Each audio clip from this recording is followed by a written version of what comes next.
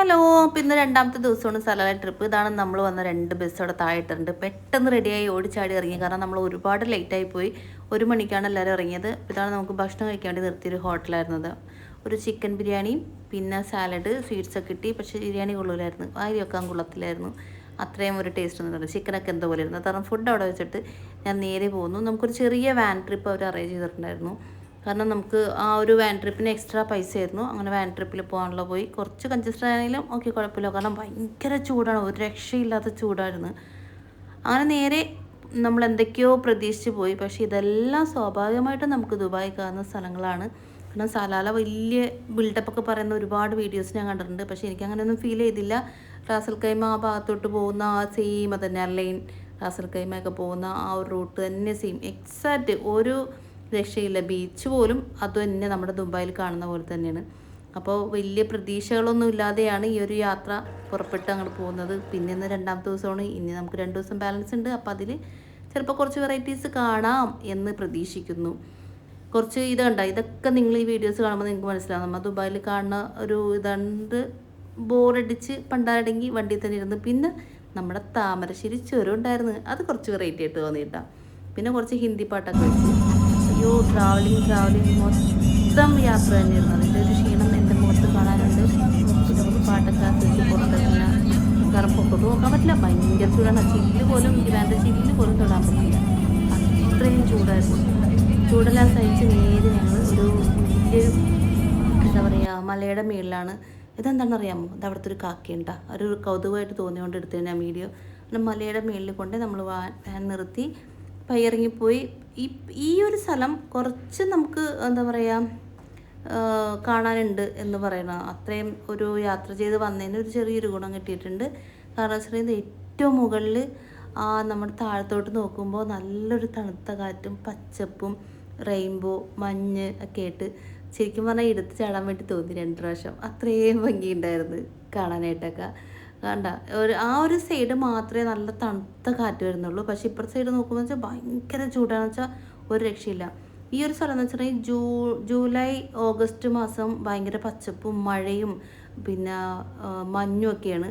അത് ഡിസംബറൊക്കെ വരണമെങ്കിൽ ഇവിടെ ഒരാൾ അടുത്ത് നിന്നാൽ പോലും കാണാൻ പറ്റില്ല, അത്രയും കോടയാണെന്നാണ് അവർ പറയണത്. നമുക്കറിയില്ല, നമ്മൾ വന്നത് ഭയങ്കര ഹോട്ടുള്ള സമയമായതുകൊണ്ട് നമുക്കതൊന്നും എക്സ്പ്ലോർ ചെയ്യാൻ പറ്റിയില്ല, അത് മിസ്സായിപ്പോയി. നെക്സ്റ്റ് ടൈം മേ ബി നോക്കാം. അപ്പോൾ ആ ഒരു സ്ഥലത്ത് എനിക്ക് പോരാൻ ഒട്ടും തോന്നിയില്ല, കാരണം അത്രയും ഭംഗി എന്ന് വെച്ചാൽ അത്രയും ഭംഗിയുണ്ടായിരുന്നു. പിന്നെ തിരിച്ചെല്ലാവരും വണ്ടി കയറിയപ്പോൾ ചാടി ഓടി കയറി.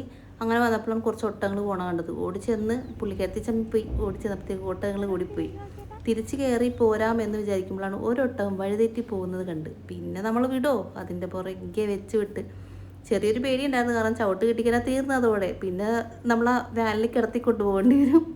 എന്നിരുന്നാലും ഞാൻ അതിൻ്റെ അടുത്തോട്ട് പോയപ്പോൾ, കാരണം വീഡിയോ എടുക്കണമെന്ന് ചെറിയൊരു ധൈര്യം, അവിടെ നിന്ന് ആൾക്കാരൊക്കെ നോക്കുന്നതുകൊണ്ട് ചെറിയൊരു ധൈര്യമൊക്കെ സംരക്ഷിച്ച് ആ ഒട്ടകത്തിൻ്റെ അടുത്തോട്ട് നിന്ന്. പക്ഷെ അതിനെന്താ ഭ്രാന്ത് പിടിച്ചതാണോ അല്ലെങ്കിൽ വിശന്നിട്ടാണോ എന്താണെന്ന് അറിയില്ല, അത് മണ്ണിൽ കിടന്ന് എന്തൊക്കെയോ കാണിച്ചു കൂട്ടുന്നുണ്ട്. ചെറിയ ഒരു കാരണം അത് കടിക്കോ അല്ലെങ്കിൽ ഓടി വരുമോ അല്ലെങ്കിൽ ചവിട്ടോ എന്നൊക്കെ ഉള്ളൊരു പേരിൽ അടുത്ത് പോകാതെ നിന്ന് എന്തിനാ പോയി നോക്കിയൊരു വീഡിയോസൊക്കെ എടുക്കാമെന്ന് വെച്ചാൽ പയ്യെ പോയി. പക്ഷേ അതിൻ്റെ അടുത്തെത്തിയപ്പോൾ ചാടി എൻ്റെപ്പോഴത്തേക്കും നന്നായിട്ടൊന്ന് പേടിച്ചായിരുന്നു. കാരണം ചവിട്ട് കിട്ടുമോ എന്നുള്ളൊരു പേടി ഉണ്ടായിരുന്നു. പിന്നെ ഞാൻ ചോദിച്ചു, തോമസ് കുട്ടി വിട്ടോടാന്നിട്ട് ഒറ്റ ഓട്ടോ ഓടുന്നുള്ളൊരു ഇതിൽ നിന്ന് ചോദിച്ചു. എന്നാൽ അത് പിന്നെ അതവിടെ കിടന്നു കേട്ടോ. അപ്പോൾ ഞാൻ ചോദിച്ച് തൊടാൻ പറ്റും ചോദിച്ചു. പക്ഷേ ഇല്ല, അതിനെ തൊടിക്കാൻ സമയത്തില്ല, നേരെ ഓടി വണ്ടിയിലോട്ട് കയറി. അത് ഒറ്റ പോണ കാണാനൊക്കെ നല്ല ഭംഗിയുണ്ടായിരുന്നു. കാരണം വെച്ചാൽ നല്ല വൃത്തിയുള്ളൊരു ഒട്ടകമായിരുന്നു. കുറേ നമ്മൾ ഒട്ടകത്തെ കണ്ടപ്പോഴത്തേക്കും ഒന്നും അത്ര വൃത്തി ഉണ്ടായിരുന്നില്ല, നല്ല രസമുണ്ടായിരുന്നു കാണാനായിട്ടൊക്കെ. പിന്നെ നേരെ വീണ്ടും നമ്മൾ ബീച്ചിൽ വന്നെത്തി. ബീച്ചിൽ നല്ലൊരു തണുത്ത കാറ്റും കുറച്ച് നമുക്ക് വെയിലൊക്കെ മാറി കുറച്ചൊരു നല്ല വൈകുന്നേരമൊക്കെ ആയതുകൊണ്ട് നല്ലൊരു ക്ലൈമറ്റായിരുന്നു. കുറച്ചും കൂടി ഒന്ന് എൻജോയ് ചെയ്യാൻ വേണ്ടി പറ്റി.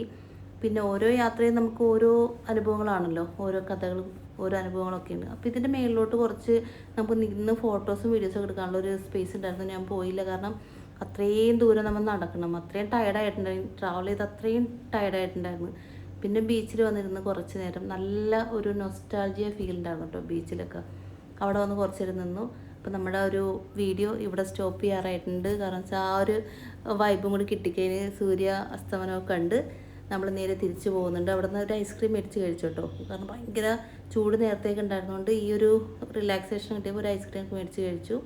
ഇവിടെ നിന്ന് ഞങ്ങൾ നേരെ പോകുന്നത് ഹോട്ടലിൽ ഫുഡും കഴിച്ച് നേരെ റൂമിലോട്ടാണ്. അപ്പോൾ നെക്സ്റ്റ് വീഡിയോയിൽ നമുക്ക് കാണാം. Good night, bye, take care.